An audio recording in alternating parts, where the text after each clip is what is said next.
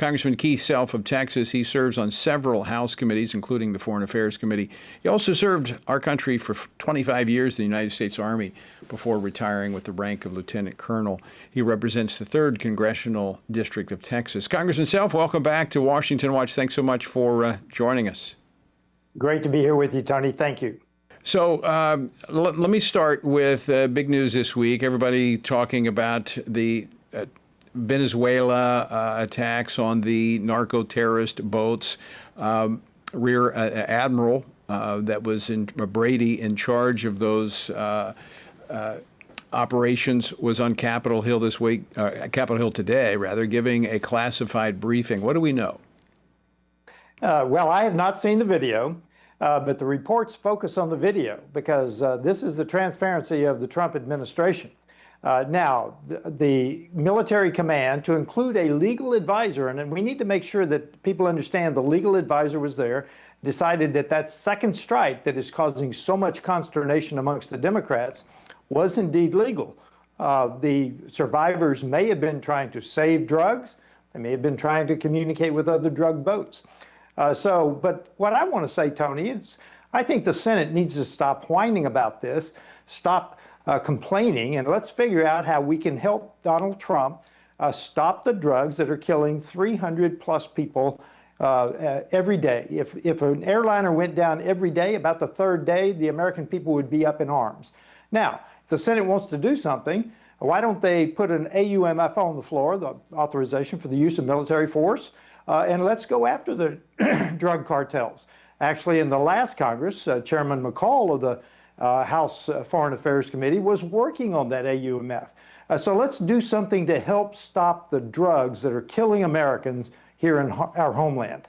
You mentioned something that I think most Americans are not aware of. In today's environment, especially when we go back to what was happening in Afghanistan with drone attacks, there are legal advisors standing next to most of the military operators, giving them advice to helping them navigate what's legal and what is not. Absolutely. When I was in the Pentagon, the 3 stars and the 4 stars said, I don't sign a single piece of paper that the legal advisor has not looked at first. So that is absolutely true in today's litigious society. So make no mistake about it, they've had a legal advisor comment and approve legally these actions. Congressman Self, I want to switch gears a little bit to going back to the Middle East. You served alongside the Israeli Defense Forces there in Israel during your time in the military. Today, actually, it was yesterday, diplomats from Israel, Lebanon, with the assistance of the United States, engaged in diplomatic discussions, and it looks like we're having some normalizations of relationships between Israel and Lebanon. That's a pretty significant breakthrough and could be a force for stabilization in that region. Well, we need to have this stabilization because Hezbollah is very clear. They're rearming to include in Lebanon. And if you remember what we used to say about Hezbollah before the latest Israeli decimation of them, was Hezbollah was the A team. Hamas was only the B team. Hamas gets far more of the attention today, but Hezbollah was the A team. So if Hezbollah rearms in Lebanon, we have a dramatic situation developing there. So I'm delighted. I am delighted with this meeting that they've had, and I hope that it continues. Because the Lebanese government, for so many years, was considered a failed state, Tony. Let's just be honest. So if we are helping broker between the Israelis and the Lebanese, let's make sure we continue to do that. That is a big event. In the history there, there's a long history in Lebanon of the Christian presence. In fact, if you go back to the Old Testament, there was a strong alliance between King David and Hiram, the king of Tyre, which is modern-day Lebanon. So this is a really good development, and it speaks again to, I think, the Trump administration thinking outside the box, not thinking about what we can't do, but let's try to see what we can accomplish.